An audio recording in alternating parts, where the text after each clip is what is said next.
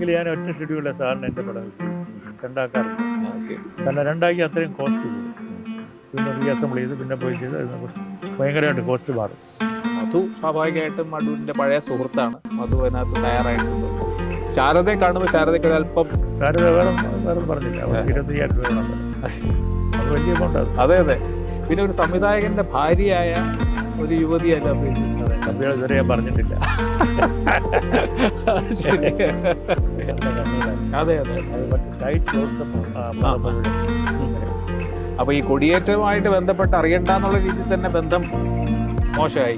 അല്ല, അയാൾക്ക് കൊടിയേറ്റത്തിന്റെ പേര് മാത്രം അറിയപ്പെടാതെ, പക്ഷെ അല്ലാതെ അങ്ങനെ അറിയപ്പെടുന്ന ഒരു വർക്കുകൾ ചെയ്തിട്ടില്ല. ഇല്ല, അതാണ് ശരിക്കും പറഞ്ഞാൽ ഞാൻ എപ്പോഴും എനിക്ക് അതിന് അനുഭവം അതാണ്. എൻ്റെ പടങ്ങൾ കണ്ടിട്ട് കൃത്യമായിട്ട് മനസ്സിലാക്കുന്നത് നല്ല ഫിലിം മേക്കേഴ്സാണ്. അപ്പോൾ നല്ല ഫിലിം കൃത്യമായിട്ടും റേയും പടാർച്ചനും പിന്നെ ശ്യാംബനി വരും.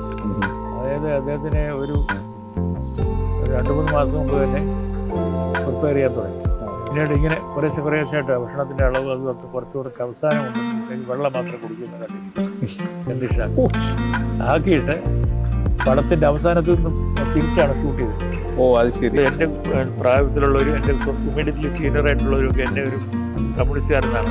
അവരെന്നെ കണ്ടില്ല. കാരണം എല്ലാത്തിലും എനിക്ക് അഭിപ്രായം ഉണ്ടായിരുന്നു, എല്ലാത്തിലും സ്വതന്ത്രമായ അഭിപ്രായം ഉണ്ടായിരുന്നു. അതുകൊണ്ട് അപ്പൊ അത് ആ സമയത്ത് ഒരു വിഷമം ഉണ്ടായെങ്കിൽ പിന്നെ വിചാരിക്കുമ്പോൾ പറഞ്ഞ പോലെ അതൊരു ചർച്ചാ വിഷയം.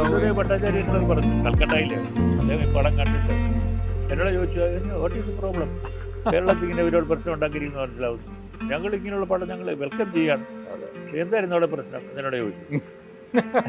വളരെ വ്യത്യസ്തവും അതേസമയത്ത് ഈ മനസ്സിലൂടെയുള്ള ഒരു വലിയ സഞ്ചാരം, മനുഷ്യരുടെ മനസ്സിൽ അല്ലെങ്കിൽ വളരെ അത്ഭുതകരമായിട്ടുള്ള ചില വിഷയം, ഇതൊന്നും സിനിമ ആക്കി വഴങ്ങുന്ന വിഷയം പോലും ക്രിയേറ്റിവിറ്റി എന്ന് പറയുന്നത് വാസ്തവത്തിൽ എങ്ങനെയാണ് സിനിമയാക്കുന്നത്, അല്ലെങ്കിൽ അത് എങ്ങനെയാണ് പറയുക.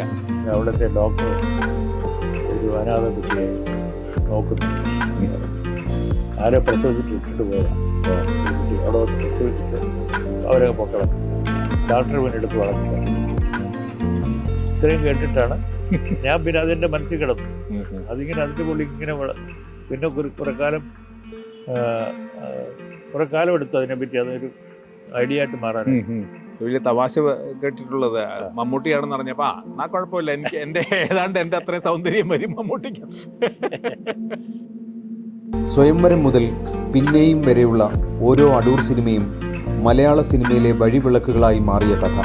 പ്രശസ്ത മാധ്യമ പ്രവർത്തകനായ MG രാധാകൃഷ്ണനും അടൂർ ഗോപാലകൃഷ്ണനും തമ്മിലുള്ള ദീർഘ സംഭാഷണം നിങ്ങളുടെ ഓൺ ദ ഡോട്ടിൽ.